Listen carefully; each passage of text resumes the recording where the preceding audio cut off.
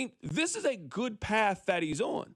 He got 6 sacks his rookie year. He got 10.5 sacks his second year. He got 8 sacks last year, had a good postseason. This is the cusp of where his career could go. If you look at it like a fork in the road, you could take that next step. You take that jump. You become Max Crosby, and the Chiefs got him for an absolute steal.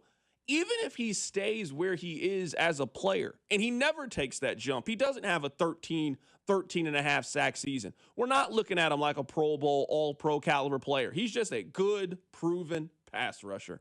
There obviously is a value for that player. We're talking about somebody who is 24 years old and is going to be 25 next season. So even if you look at the way this deal is structured, and it basically locks George Karlaftis in for the next 3 or 4 years, if you're George, what you're thinking? I lock up some guaranteed money now on the short term. Yes, I'm not taking my full value. The full value for George Karlaftis would be betting on himself. The full value would be not taking the deal right now, going out, putting up a big season, and making yourself an extra $10 to $20 million in the process.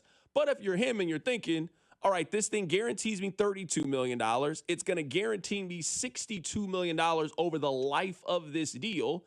And by the time this contract expires, I'll be 28 years old.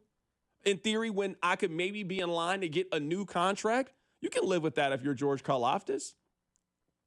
You also could live in a situation where if you're the Chiefs, and we all know how it is, once you kind of get upside down when it comes to the salary cap, you can renegotiate that deal, extend that deal, move some money around, and you keep a promising pass rusher on your roster. This is not a bad deal. I don't know if it's a great deal, but I'm not sure if it's also a great player. I think this is a good deal for a good player. That's what it is.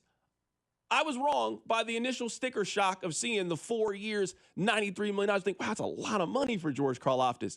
This deal really isn't that bad. I would say that this is a growing or evolving contract. It locks you in for the short term. You are already going to be locked in for the short term. And if George Karlaftis exceeds this and outplays this contract, then in 3 years, we'll be having this conversation again. And George Karlaftis will be 27 years old. He's one of the better pass rushers in the league, and he's asking you for a new contract. So on both sides, I think this is a deal that makes sense. If you're George and you're not willing to bet on yourself, you take a little less money now, but you do lock in a guarantee. You get to continue to be on the Kansas City Chiefs. I'm not going to be mad at you for taking $30-something million guaranteed. That's not the wrong play.